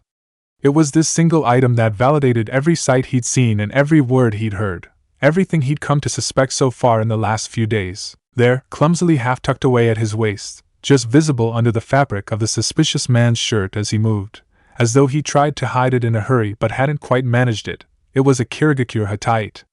Yes. All of the pieces were finally coming together. Because this right here? This was everything. The suspect headband and the dubious behavior, and the odd misteam and the shifty, shady, fishy events of that first exam, and even the behavior of his own students. It was all very, very, very suspicious. Tobarama Senju was determined, because if his brother wanted his precious evidence, if the Honorable Lord Hokage required proof, then by the gods, Tobarama would deliver. So, that oh so very suspicious man from Kirigakure, skulking about Tobarama's village whilst clad in black and covering his face, blatantly hiding his identity from view? He would be Tobarama's ticket to victory and vindication. Tobarama would prove his suspicions regarding the dastardly plot against them correct and then stop the imminent threat to his village, to his family, his friends, his comrades, and his students. And then, Hashirama would be forced to concede defeat, to finally admit that Tobarama wasn't just being overly paranoid, because by the gods, he would prove himself right. Damn it, in this, his will wouldn't be broken. Tobarama wouldn't be brushed off or refused. Not again. He would uncover the truth and nothing would stop him. Nothing. Emmy had just opened her mouth to suggest they finally move on from this most recent ambush site when a niggling sensation, almost like pins and needles, rippled through some of the seals still painted under her cloths, this time via the intricate patterns meticulously printed atop her ribs. Suddenly, her brow furrowed, a troubled frown tugging at her lips. Emmy shut her mouth with a sharp clicking of teeth and spun around on the heels of her sandals, deft hands already flying through hand seals as she moved. Earth release, tearing earth turning palm, Doton, Retsudo Tensho, she uttered, her tone firm but otherwise unreadable, and then the ground beneath the shattered remains of the genin team from Suna shuddered. In a vortex of shifting earth, the ground below gave one more lurching heave before it began to spiral inwards on itself, effectively pulling the corpses of their collective victims down, down, down, until they were no longer in sight. Shifting her stance, Emmy released the jutsu, though not before using any of the remaining remnants of her chakra still lingering in the ground below as a conduit to somewhat clumsily manipulate that ruptured earth once more. This time, her only intention had been to somewhat smooth the ground out again, a really useful skill to have she'd found, once she finally figured out the trick to it. Of course, the newly finished product before her couldn't compare the clearing's initial pristine condition or even its previous appearance, as strewn with the remains of those Suna genin as it had been. But that wasn't really the point though, was it? Because while surrounding area's new makeover looked a little haphazard and rough, while there wasn't really any grass for the most part, and some nearby gargantuan tree roots were now exposed where they hadn't been before, and there were still some obvious blood splatters, scorch marks, broken kunai and abandoned wire scattered about, or even half buried in places. While the clearing was still very obviously the site of a conflict of sorts, what Emmy's split-second decision had done was create a misconception about what had occurred here. Because the general area no longer resembled the scene of an outright decisive victory, and several brutal deaths, depending on who exactly had caused the niggling over her ribs, that misconception could be vital to deciding the next conflict's conclusion. With her brief yet critical surveillance and subsequent reimagining of their surrounds complete, Emmy nodded to herself in the aftermath, ultimately content with both her precautions and the clearing's new look. It would have to do. Trouble? Nanisher queried from his position adjacent to her with a single eyebrow raised, finally bothering to verbalize instead of just grunting and glaring at everything. He didn't seem overly worried though, if the nuances of that particular brand of bland careless expression were anything to go by. Just curious instead. Someone triggered the secondary perimeter, was all Emmy managed to reply. After that, there wasn't any more time, because suddenly, from an opening at the far left of the clearing, a new genin team stepped forward into Team Kickass range of vision, 2 females and 1 male for the expected total of 3. That was to say, there were 3 very familiar genin for Emmy, what with their distinctive coloring and their Hittite proudly declaring them all to be shinobi from the hidden mist. Shit. And here Emmy had hoped to avoid this particular confrontation for a couple more days yet. Well, if it isn't the team from Yugakure. The shortest of the Mist Ninja, a girl who Emmy had mentally nicknamed Miss Red, exclaimed in mock surprise, venom on her lips. Emmy recalled from her previous observations that this girl had been the most overtly aggressive of the trio. This painfully thin little thing with her burgundy-colored hair and her now rapidly emerging grin. It was both too wide and decidedly wicked, vividly bringing to mind the bearing of a shark. You guys are pretty famous, you know? Mind if we have a chat? Miss Red sing-songed in wicked glee. She wasn't asking them though. Oh no, not at all. And as for Emmy? Staring blankly back at the 3 Miss Genin, her doe-eyed gaze flickering from one to the other, then to the other and back again, Emmy swiftly realized that after the morning she just had, she wasn't really in the mood to play. Oh, it's you. Emmy found herself drawling. Her expression kept largely closed off and calculating. From somewhere at her left and a little behind her, Emmy didn't have to look to know that Yukio had been left blinking dumbly at Emmy's lackluster response, probably glancing cautiously towards his only female teammate with a frown marring his lips. In the meantime, Nanisher would likely stare blankly at the latest in what felt like a long line of potential enemies, and then he'd keep staring. And staring and staring and staring and staring until, "It's you? Really?" Yukio finally asked, sounding utterly baffled and maybe just a little bit offended, before Emmy realized that her teammates might not have connected the dots between her previous hasty attempt to somewhat hide the evidence and result of their most recent fight and this Miss team's sudden appearance. There may not have been enough information to go on for either Yukio and or Nanisher to figure it out, that this particular Miss team was the very same team she'd explicitly warned her teammates about just yesterday. Yes, it's them. Emmy confirmed vaguely, never once looking away from their apparent opponents. Hopefully, that would be enough to jog Yukio's memory. In the meantime, Miss Red only seemed to bask under Emmy's scrutiny, all the while shifting languidly in place with a predatory sort of grace. She hadn't once stopped grinning that same vicious smile of hers. In stark contrast, Miss Red's taller counterpart, Snow White Emmy had dubbed her, stood perfectly still, her head cocked ever so slightly to the side, as if considering Emmy and her teammates with an animal curiosity and perhaps just a little bit of calculated anticipation on her mind. This girl hadn't blinked or so much as twitched once since coming to a halt at the edge of the clearing.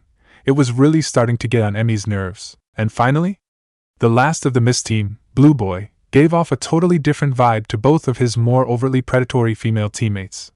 This alternative wasn't overbearing or too put on really, but it was obvious when one looked.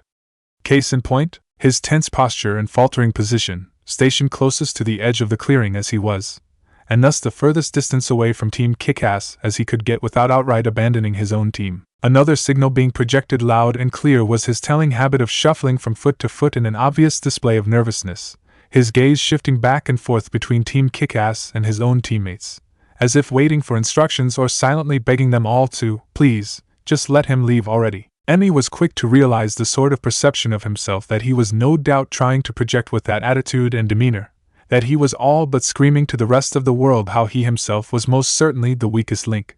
What a little liar, misleading and dangerous, that one, Emmy silently recalled. Ultimately, the deceptive ploy was a hopeless bet against Team Kickass.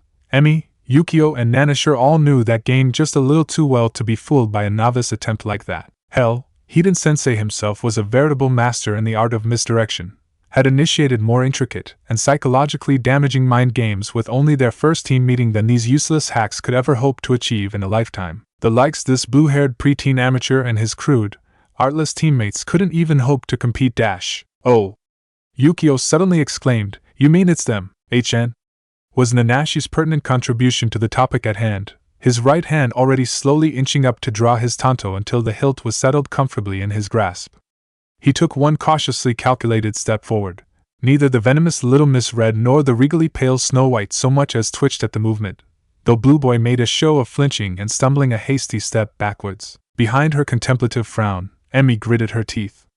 Because while Emmy got a whole lot of bad vibes from all three of them, the lone male of the opposing group made something in the back of Emmy's head spasm ever so slightly. Maybe she should consider cornering that one instead of her previous first preference, Snow White, the tallest girl who both Red and Blue Boy had just yesterday seemed so hesitant around. Hey, that's right. Yukio crowed on, using a more pointedly oblivious tone of voice, the them you talked about earlier. He nattered on, as blunt as ever, his somewhat conspiratory demeanor utterly ruined by his loud volume. Not that it really mattered in this one instance, but we're being targeted specifically. Nanisher finally intoned, still deadpan but also content to play along. To further test the waters, he even took another cautious step forward. His eerie emerald gaze had, at some point since the confrontation began, zeroed in on Snow White, so it was probably a good thing Emmy had changed her target to Blue Boy then, as it now appeared Nanisher had decided on his, which left little Miss Red and all of her simmering vitriol for Yukio to deal with. Knowing what Emmy did about Yukio, that particular matchup might actually be a bit of a problem. Think it's about Sensei? Yukio blurted out, only to flinch when Nanisher actually took his eyes off of Snow White to glare burning imminent death past Emmy's head at their third teammate for having asked such a stupid question. What are you talking about? They're from Mist. Of course, it's about Sensei. Emmy huffed, subtly repositioning her feet into a more battle-ready stance. If the team from Mist hadn't well and truly attacked them already, it meant they were waiting for Team Kickass to make the first move. Considering the fact that they didn't know much of anything about Miss Red, Snow White or Blue Boy, that particular tactic could be a potential boon in their favor, or it could prove a massive problem very, very soon. At least Emmy's earlier quick thinking to hide the more overt remains of that Suna team might downplay Team Kickass skills a little in the minds of the Mist Genin, disguise some evidence of what their skill sets consisted of, and just generally help to promote some much appreciated misinformation and misdirection all around. What do you want to do then? Yukio asked, the only one in the clearing still positioned casually and looking somewhat clueless. An angle he would continue playing until it was time to strike, no doubt. We do what Sensei told us to do, remember? Emmy uttered, her fingers already slipping steadily inside of her special weapons pouch, where the handles of her kunai had been meticulously carved into, so all she needed to do was charge them with chakra and let them fly. While not nearly as powerful as her explosive tags, several of her altered ones in particular, the exploding kunai were somewhat disguised and could still be rather deadly should they find the right mark. So, Yukio drawled, the beginnings of a decidedly wicked grin starting to twitch at the edges of his lips. Fuck em up? His question was surely rhetorical. They all knew the answer. Sounds about right to me. Emmy chimed in anyway, finally differentiating by touch between the three different types of altered kunai she had on her person at present. For now, she'd start off a bit easier, test the waters first, and see where the course of the fight took her. Finally, Yukio took a few steps forward until he was standing almost directly in front of her. Grinning cheerily and now cracking his knuckles, Yukio exchanged one last meaningful glance with Nanisher and nodded. After that, his attention turned specifically to Miss Red. It appeared as though they'd all ended up silently agreeing upon who they wanted without accidentally stealing each other's chosen mark, not like the last few times. Meanwhile, the Genin team from Mist still hadn't spoken or otherwise moved. They were only watching and waiting, guarded and anticipating. The killing intent emanating from them left no mystery as to their goals here though, even if their motives still felt a little bit off. Killing Hidan Sensei to avenge Zaraki or for the bounty on his head was one thing, after all. Killing his students didn't seem nearly so logical. And yet, that appeared to be the Mist team's aim, the ultimate end game. Too bad for them. Team Kickass wouldn't be backing down for anything or anyone, except maybe Sensei because they liked living. Thank you very much, HN. Dashing forward as a single cohesive unit, Emmy, Yukio and Nanisher raised their respective weapons in preparation for the first real fight they've had since their arrival in Konoha. And if they were all grinning and laughing and smirking in their own individual approximation of a decidedly psychotic manner, almost like Hidan Sensei in that regard, well, to Emmy's mind, there wasn't anything particularly wrong with that. Even several hours later, Tobarama couldn't for the life of him even begin to guess why the suspicious man held such an avid interest in this particular foreign jonin. Lingering unseen across the street from the suspicious man's own chosen hiding place, Tobarama could only watch on in abject confusion as his quarry spied upon a shinobi from Yugakure, of all places.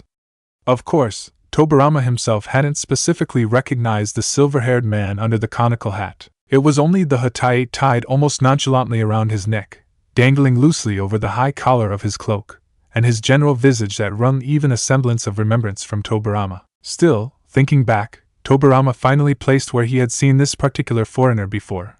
He could vaguely recall spotting the enigmatic man with the long silver hair escorting a genin team in the aftermath of the first Chunin exam.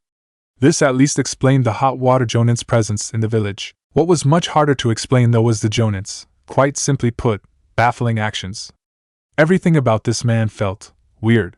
For the god's sake, who cried over a patch of dirt on an empty minuscule plot of land, all the while muttering to themselves near hysterically about blasphemy, pink cats and ramen. Honestly, Tobarama couldn't understand the suspicious man's apparent interest in the hot water jonin when the man in question was, quite obviously, one of those few who'd made it somewhere in their shinobi career, only to snap. In this case, more pathetically than violently. Nonetheless, Tobarama resolutely watched on as the silver-haired jonin finally left his tear-inspiring patch of dirt to meander about the village, the suspicious man still following doggedly after his quarry at a very strict distance, hidden carefully amidst the shadows, when, for the love of the gods, what in the actual hell was this? Was the silver-haired man even a jonin? Or a shinobi at all? Like really? Because even this far into his admittedly brief observations, Tobarama had seen a lot to be desired in the suspicious man's apparent quarry. A distinct lack of situational awareness and directional sense were chief amongst the many complaints that sprung to Tobarama's mind. The moron from hot water didn't appear to know where he was going, nor did he seem to care. Worse still, he hadn't paid attention to his surroundings at all. Not even on the ground. Several times now, he'd nearly ran into a stall or walked into a wall. The blithering dullard even half-tripped over a pothole in the road and barely even noticed. Only the fact that the suspicious man seemed so intent on slinking after the silver-haired man from the rooftops above kept Tobarama from breaking cover, marching down there and smacking the hot water moron, that complete and utter half-wit, firmly up the back of the head. And with the sharp end of a kunai to boot. Because by this point, death would be a mercy for this particular screw-up, at least as far as Tobarama was concerned. Just bearing witness to the hot water moron's sheer incompetence was getting to the point of being physically painful, and that was only after a relatively short period of time spent following the man, even if a part of Tobarama bemoaned that it had felt like days. And then finally, after what felt like an eternity of torturous observation, there was a change. Just not the change Tobarama had been periodically praying for during the last 20 or so minutes. Because, upon once again tearing his eyes away from the complete and utter disaster from hot water for a few moments, Tobarama suddenly realized that this time, the suspicious man wasn't where Tobarama last sensed him being only a few seconds ago. No. Instead, the black-clad shinobi had seemingly vanished from the second-story high shadowy niche between two adjacent buildings and suddenly, without a visible sign that either Shunshin or Kawarimi had been used, reappeared again, all the way at the other end of the street without anyone else the wiser. Such a feat shouldn't have been possible in these circumstances, what with the dense midday crowds brimming below for the lunch rush and the sheer distance the suspicious man had somehow so seamlessly traversed, completely unseen and in such a small of a gap in time. Oh no.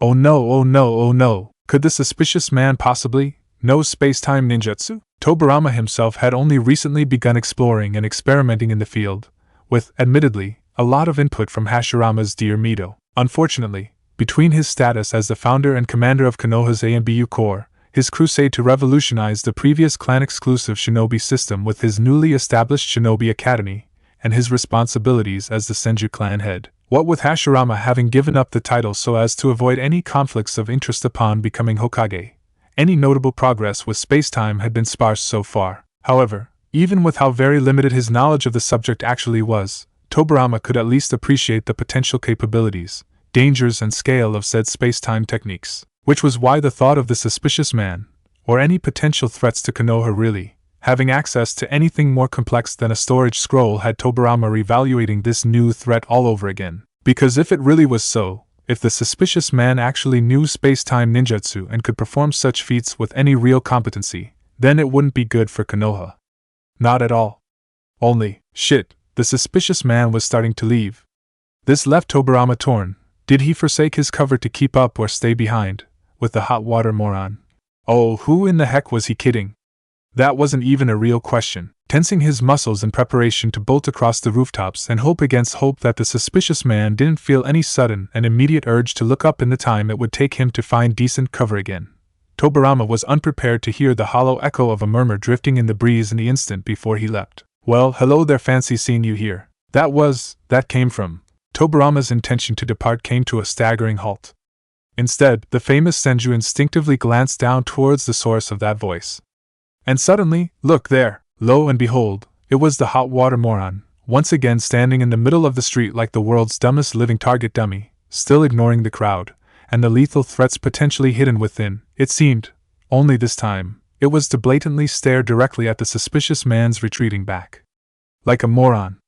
Only, is this really happening? After nearly 2 hours spent following this complete and utter waste of brain cells around, of mentally listing all the ways in which this absolute buffoon was failing as a shinobi and at life in general, of counting the gruesome and varied methods through which the Senju clan head could have exploited yet another perceived weakness and finally put that stupid freaking asshat idiot out of his goddamned misery, until Tobarama finally broke into the 3-digit numbers and just gave up trying.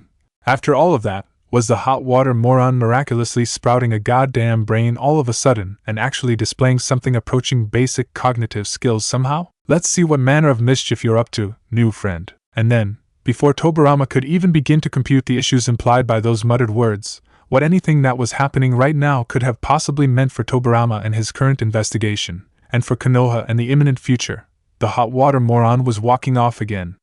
Only this time it was different, purposeful, and with direction. Oh, the taller man's stride was still slow and meandering, make no mistake. Nonetheless, there was also this graceful undertone that hadn't been there previously, as though the man were actually some sort of great predator who'd finally spotted his desired prey. And the prey in question? As ironic as it was, the origin of the hot water moron's sudden shift appeared to be the suspicious man, who'd since turned onto another street, now with the hot water moron lazily tailing along from behind, and with Tobarama slinking after them both unseen from the rooftops above. Yes, that's right. Tobarama was following the hot water moron again, and entirely of his own volition this time too, because now said moron was following the suspicious man instead of it being the other way around. For several too long minutes, Tobarama sleuthed quietly after his prey from the rooftops above. And when the suspicious man's path eventually led both the hot water moron and Tobarama towards the very outskirts of the village's current infrastructure, the Senju clan head was beyond competent enough to mask his presence on the ground and in the trees just as easily as he had amongst the shingled roofs. On and on they trekked at a painfully civilian pace, before, finally, the suspicious man came to a halt at the edge of a clearing bordering the lands of one of the smaller and more recently established clan compounds, that of the Genjutsu-centric Kurama clan. From this position, the upper sections of Konoha's outer protective wall were visible just a little further beyond them over the tree line. The sun sank sluggishly past that man-made horizon, signaling an imminent end to the afternoon light in coming minutes. It was almost sunset. Had Tobarama really spent the entire day following these two men around? A suspicious man, who to Tobarama represented a stupidly dangerous threat to Konoha, and the hot water moron, who was just dangerously stupid and therefore more so a danger to himself. Only, upon inspecting the two now, Tobarama isn't sure he can maintain those same assessments anymore. The suspicious man had come to a halt and turned to face his only visible pursuer, the hot water moron who hadn't even bothered to hide or mask his presence. From Tobarama's present perch in a nearby tree, he could just make out that the suspicious man had to have at some point in the day tucked his Kirigakure Hitai completely out of sight, having apparently noticed the potential blunder of leaving such a clear identifier in sight, and corrected his mistake. Not that such retroactive actions mattered now. Tobarama had seen. Tobarama knew. What currently eluded Tobarama's considerable grasp though was the suspicious man's plans. And again, what any of this had to do with the hot water moron. Because that was who the suspicious man had been following before, who he was confronting right now. Not the Hokage, not a high-profile member of Konoha's more prominent clans, not Anbiyu, and most certainly not Tobarama, who'd been stalking the masked Miss Ninja for the last several hours now. No, it was instead the same veritable idiot who'd randomly cried about ramen of all things for no discernible reason, and then idiotically wandered a potentially hostile foreign village without exhibiting even a single shred of self-preservation. It was incomprehensible. It was insane. I heard about the state of the Hokage's office yesterday, the suspicious man suddenly began in a deep, rasping voice, his tone contemplative and almost genuinely intrigued, And I have to say, despite having missed your objective, I'm grudgingly impressed. And in an instant, Tobarama's mind went blank, his insides numb. Objective? In Hashirama's office? Surely, the suspicious man couldn't possibly be implying the, "Is that so?" the hot water moron asked, a subtle tenor of amusement evident, if not by his own shrouded features and mannerisms, then by his tone of voice at the very least. Not that Tobarama would be able to see much of the moron's reaction from this angle, even if it hadn't been for the hat and the cloak. Tobarama had positioned himself at the moron's back, primarily because he'd felt observing the suspicious man would be more important, not the hot water moron. Maybe you shouldn't have run off so early in the game. The hot water moron continued blathering on. You could have stuck around for the fun parts. Wait, you actually hung around after that? And you weren't caught or implicated? The suspicious man sneered, a new, if only slight and very grudging, respect slowly forming. That little nugget of regard didn't once deter the suspicious man from continuing his biting commentary though. Color me shocked. I mean, you weren't all that subtle the last we met. Though a competent went unsaid, though not unheard. Nonetheless, that backhanded compliment didn't seem to bother the hot water idiot any. From his vantage point, Tobarama could make out the shift in the hot water moron's shoulders, indicating that his only real response had been to shrug, either dismissing the insult as inoffensive or just missing the underhanded barb in its entirety. To tell the truth, Tobarama couldn't honestly be sure which it was at this point.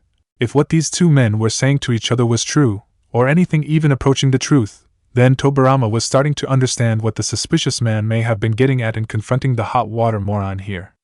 Sort of.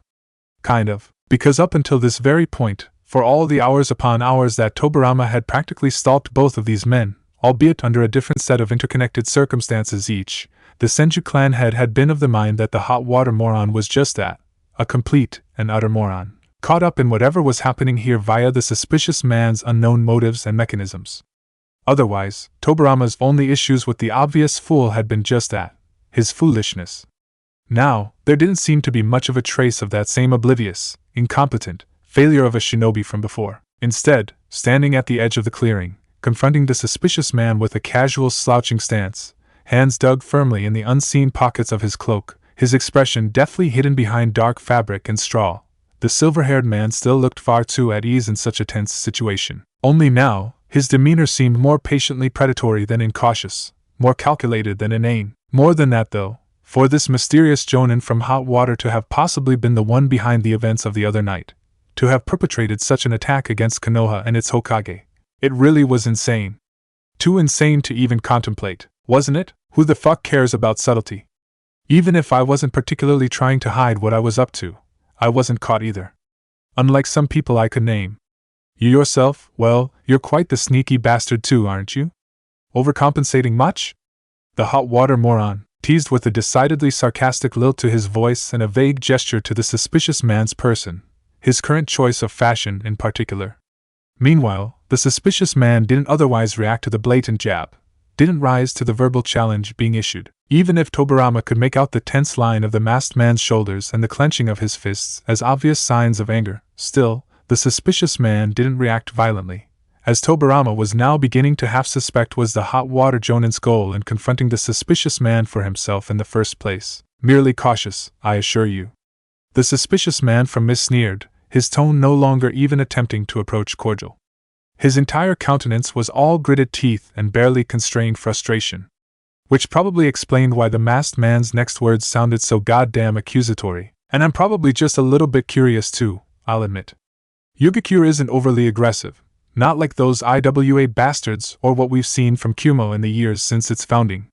Considering the size, geographic position, and public agenda of your village, I'd say Yugakure's pretty nervous at the prospect of instigating hostilities. Oh, which brings into question just about every one of your actions and motives. What are you trying to do? Destroying the Hokage's office, even without Senju present at the time, could be seen as a botched assassination attempt, an act of war. The suspicious man stated, resolute in his summation of the situation. A summation which was admittedly identical to Tobarama's own assumptions about that particular incident. Or rather, as so many involved in the aftermath had dubbed the aforementioned localized disaster. Because as far as many of Konoha's in the no upper echelons were concerned, that's exactly what it had been. An assassination attempt against the village leader who was Tobarama's only remaining brother, and a potential prelude to a war of catastrophic proportions. the likes of which no single nation had ever seen, or been suicidal enough to instigate before. You want to know my game? The man from hot water uttered casually, his tone light and amused, which only set Tobarama's teeth on edge. No doubt the bastard was smirking from under that conical hat and heavy cloak. Like I said, I'm curious. At this, the hot water moron barked out a short and derisive laugh. Ha! Don't take me for an idiot, fucker. You aren't curious, you're annoyed. Maybe even just plain pissed off. He said this with such certainty, as though he knew the suspicious man's feelings for fact, that Tobarama wasn't sure what to make of such a decisively spoken observation. An observation which may have been right on the money, even though, once again, the suspicious shinobi from Mist refused to take the bait. What's your angle? The suspicious man instead gritted out from between clenched teeth, his patience visibly thinning even with his features so carefully hidden. The man from hot water too seemed content to let the previous matter drop. Nonchalant, he shrugged. I have no angle. Bullshit. The suspicious Mist ninja shouted angrily at his hot water counterpart, even taking a threatening step forward, his body tensing. Still, the suspicious man held his ground and Tobarama let out the breath he'd been holding for the last 20 or so seconds of muted anticipation. You're lying. Either Yugakure is up to something, or you're acting alone. And if it's the latter? Then it's got to be personal or business. We've already established that Yugakure wouldn't get Jack picking a fight with Konoha, especially when they can't win, so that means you've either got a grudge against Hashirama Senju the size of Fire Country, or you're a traitor doing somebody else's dirty work. Or maybe you're something else altogether, an infiltrator, a spy. Maybe Shige really isn't the one calling the shots. You're not really all that loyal to Yugakure, are you, Hidan? Hidan. Ooh, he knows my name. I didn't realize I was so fucking popular all of a sudden. I hope you weren't expecting me to start swooning or anything though, Sin. Bastard. The suspicious man suddenly screamed, all restraint apparently forgotten in the face of insurmountable anger. Just tell me already. What's your motive? Why waltz in here with that genin team if you're planning to start a war? Are they just pawns to get you into the village, or do they serve a greater purpose? Who's pulling your strings? Who's the benefactor? What could you possibly hope to gain? Breathing hard, fists clenched painfully tight, the suspicious man stood in the middle of the clearing, breathing heavily in the wake of his tirade. Tobarama himself was tense in his perch amidst the treetops, one hand settled preemptively should a fight break out between either of these potentially dangerous and threatening shinobi. But as seconds turned to minutes, with either making a move to turn to deadly force or just physical violence, Tobarama could feel himself settling again, could see the suspicious man behaving similarly. The only person present who didn't appear at all affected by the suspicious man's impromptu interrogation/outburst was apparently the victim himself. Whistling low under his breath, the hot water jonin tilted his head to the side in an animal curiosity and sarcastically slow-clapped once, twice, and thrice, before stopping entirely. Wow. Sorry to say, friend, but my name is about the only thing you got right just now. The man from hot water chuckled, still amused, which only served to set the suspicious man off again. For fuck's sake, just be serious and tell me already. The bulkily built masked shinobi practically screamed at this uncaring man, the so-called Hidan. Something. Anything. I need to know. Why are you after the Hokage? Why are you after the Hokage? Those words, all but deafening in their connotations, rang resoundingly in Tobarama's ears. After the Hokage. Hashirama, why are you after the Hokage? And who says I'm targeting the Hokage? The as of now recognized village-wide security threat from hot water asked with a snicker of false disbelief, momentarily managing to break through to Tobarama, if only for the promise of gathering more information. You blew up his fucking office. The suspicious man exclaimed in obvious vexation, a screeching, voice-straining cry which Tobarama wanted all too vehemently to echo for himself. Who the hell did this Hidan think he was kidding? Just a bit of harmless fun. Hidan shrugged, still far too nonchalant about his apparent actions and the devastating consequences those same actions could very well wrought. 2 ENBU out for the count and forcibly retired. A Tokubetsu jonin grievously injured, and next to nothing in that room is salvageable enough to be of any practical use again. Hell, they barely managed to contain the fire before it spread to the rest of the building or out into the village. The suspicious man listed in absolute outrage, a response Tobarama felt himself, once again, reluctantly sympathizing with. Because, as far as Tobarama was concerned, it was official. This hot water jonin was out of his goddamned mind. An assassination attempt on Hashirama Senju, the Hokage, who was the much beloved founder and leader of the first recognized hidden village in the elemental nations. This psychopath wanted them to believe that all of that IT, had been harmless fun? Ha! Not very fucking likely. Okay. So, maybe things got a tad bit out of hand. Hidan attempted to placate the still visibly angered and disbelieving suspicious man, his two hands rising from his pockets in an insincere rendition of that universal signal of surrender. I never was all that good at holding back or limiting my collateral, I guess, so you admit it. Your target is the Hokage. The suspicious man growled, and Tobirama could feel his expression hardening. Why? Because this man had tried to kill Hashirama. You really aren't listening to me at all, are you? Hashirama, who was the last of Tobirama's surviving siblings. Regardless of your motives, you'll listen to me, Hidan. Hashirama, who was the lifeblood of the peaceful village they'd all built together. I will. Hashirama, who wasn't allowed to die before Tobirama, ever. You will. Because from now on, you're going to keep your head down. Hidan barked out a derisive laugh. Or what? He gaily taunted. Or you'll die. The suspicious man warned all too coldly, a redundant threat really, because there wasn't an or in this situation. Not anymore. You sure are a funny guy, Hidan said, his movements smooth and graceful, like a dancer, as he turned around and maneuvered his lanky build back towards the village again. Unlike before, his course, was sure. We'll have to catch up again some other time. The hot water jonin called jovially from over his shoulder, a single spindly hand raised half-heartedly above his head in a mocking farewell. Neither Tobirama nor the suspicious Miss Ninja moved from their respective positions, at least, not until Hidan the hot water jonin had vanished from view. Crazy fucker. The suspicious man finally cursed to himself with an audible snarl before spinning around on his heels and leaping away in the opposite direction, back towards the lingering woodlands that surrounded the outer reaches of the Kurama clan compound. Meanwhile, Tobirama himself was momentarily torn. Which one did he follow now, damn it? In the end, obviously, the more imminent threat to the life of his only surviving sibling won out, and Tobirama shot off towards the village again. Towards the first enemy to have left their little meeting, the hot water moron, who apparently wasn't actually a complete and utter moron after all. No, this was a shinobi who may or may not be loyal to hot water. The same shinobi who also apparently wanted to kill the Hokage, who was Tobirama's brother. This Hidan. In this, his will wouldn't be broken. Tobirama wouldn't be brushed off or refused, not put off nor in any way deterred. He had uncovered the truth, and now nothing would stop him. Nothing. Because sooner rather than later, come hell or high water, Hidan needed to die.